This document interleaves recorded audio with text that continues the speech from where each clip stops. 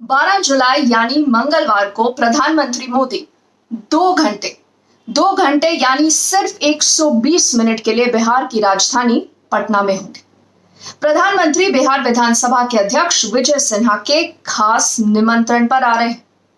मौका है विधानसभा के शताब्दी समारोह का। वैसे तो देखिए ये एक औपचारिक समारोह है, मगर प्रधानमंत्री मोदी के पटना दौरे ने राजनीतिक हड़कंप मचा दिया है। एक जगह पर तो नीतीश कुमार के पुराने बैनर पर प्राइम मिनिस्टर मोदी का बैनर लगा दिया गया और एन मौके पर बीजेपी और जेडीयू के नेता अलग अलग ढंग से अपनी अपनी राजनीति चमकाने में कोई कसर नहीं छोड़ रहे। विधानसभा का शताब्दी समारोह है, देश के प्रधानमंत्री जी आ रहे हैं।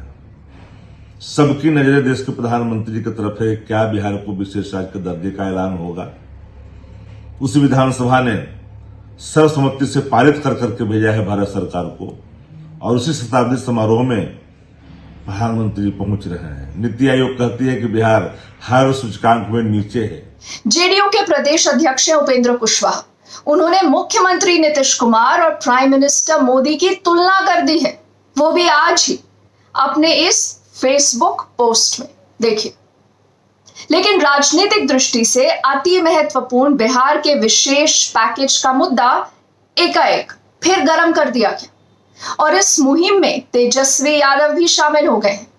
ऐसा लगता है कि मानो नीतीश और तेजस्वी ने जातीय जनगणना की तरह एक विशेष पैकेज के मुद्दे पर भी जुगलबंदी करने के लिए बहुत सोच समझकर ऐन मौके को चुना जब प्रधानमंत्री मोदी पटना में होंगे। अब प्रधानमंत्री मोदी के साथ मंच पर बिहार के मुख्यमंत्री नीतीश कुमार समेत 8 और लोग होंगे और उनमें विपक्ष के नेता तेजस्वी यादव का भी नाम है। तस्वीरों और सबके बॉडी लैंग्वेज पर मीडिया की खास नजर होगी। हालांकि देखिए, नीतीश कुमार कुछ महीने पहले लखनऊ में प्रधानमंत्री मोदी से रूबरू हुए थे जरूर, वो तस्वीरें आपको याद होंगी, सुर्खियां भी बटोरी थी। मगर गौर करने वाली बात यह है कि इस बार तेजस्वी यादव भी साथ है, जैसे 11 महीने पहले जब दोनों प्रधानमंत्री मोदी के पास जातीय जनगणना को लेकर एक ऑल पार्टी डेलीगेशन लेकर गए थे। और इन 11 महीनों में बहुत कुछ बदल गया लगता है। खास तौर से अगर हाल के महीनों की बात करें, देखिए, बिहार में भले ही जेडीयू और बीजेपी सरकार में अभी भी साथ है और सुनाई देते हैं आरोप, धमकियां और कई सारे वार और पलटवार। दोनों के बीच विवाद की एक लंबी फहरिस्त है। हाल ही में आपको याद होगा केंद्र की अग्निपथ स्कीम, उस स्कीम को लेकर बिहार में कितना बवाल मचा था। बिहार बीजेपी के कई नेताओं पर हमले भी हुए थे और तो और बीजेपी ने खुद अपने ही मुख्यमंत्री यानी नीतीश कुमार को कटघरे में खड़ा कर दिया था, उनसे सवाल पूछे गए थे। और उससे पहले जातीय जनगणना, सम्राट अशोक पर विवाद, उससे पहले लाउड स्पीकर को लेकर सवाल उठे थे, स्पीकर विजय सिन्हा का मुद्दा, उनके और मुख्यमंत्री नीतीश कुमार के बीच जो पूरा टकराव हुआ था, कई विभागों में ट्रांसफर पोस्टिंग का मामला और शराबबंदी को लेकर भी बीजेपी और जेडीयू आमने सामने थे।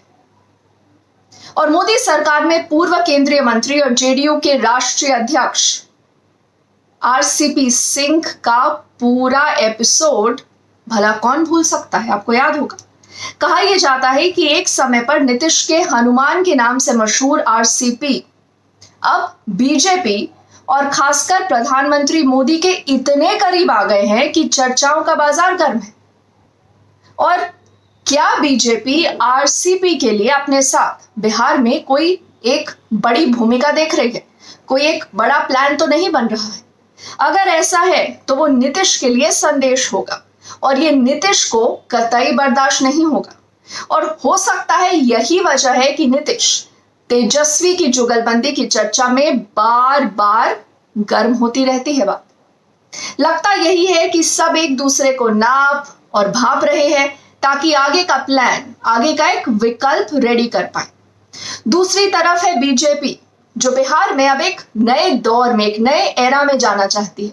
और संकेत यही है कि बीजेपी इसके लिए अपने नए समीकरण बैठाने में लग गई है। प्रधानमंत्री मोदी के दौरे के कुछ ही दिन बाद बीजेपी के राष्ट्रीय अध्यक्ष जेपी नड्डा वो भी बिहार में होंगे। हाल ही में कई बार बीजेपी के वरिष्ठ नेता और केंद्रीय मंत्री धर्मेंद्र प्रधान भी नीतीश कुमार से मिलने पटना आए हैं और बीजेपी की बिहार में विस्तार की योजना भी किसी से नहीं छिपी। पार्टी के जो सभी मोर्चे हैं उन मोर्चों के राष्ट्रीय कार्य समिति की बड़ी बैठक पटना में रखी गई और इसमें भी भाजपा के राष्ट्रीय अध्यक्ष जेपी नड्डा 31 जुलाई को शामिल होने वाले।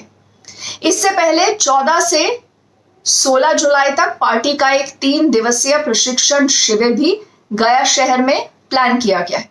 यानी देखिए, बीजेपी अपने बिहार प्लान पर ताबड़तोड़ और तूफानी रूप से लग गई। बीजेपी और नीतीश के समीकरण क्या रहेंगे ये कहना अभी मुश्किल है। शायद देखिए 2024 लोकसभा चुनाव तक बीजेपी कोई रिस्क नहीं ले, लेकिन ये तो तय है कि बीजेपी, नीतीश और यहां तक कि तेजस्वी यादव सब अपने फायदे नुकसान के नापतोल में लग गए और निश्चित रूप से लोकसभा चुनाव के बाद तो बिहार की राजनीतिक बिसात बदलना तय है। फिलहाल प्राइम मिनिस्टर मोदी के 120 मिनट के मंगलवार के पटना दौरे को सारे बिहार के नेता और दल बहुत ही बारीक नजरों से देखने, पढ़ने और समझने की कोशिश करेंगे, बहुत ध्यान से। यहां पर हम भी आपको हर खबर से अवगत कराते रहेंगे, क्या पता कोई सरप्राइज दिख जाए। अगर आपने अभी तक मेरे YouTube चैनल को सब्सक्राइब नहीं किया है तो आपसे गुजारिश है कि न्यूज़ यू डोंट गेट को जरूर सब्सक्राइब करिएगा। फिलहाल के लिए शुक्रिया। कमेंट सेक्शन में मुझे अपनी राय भी जरूर बताइएगा।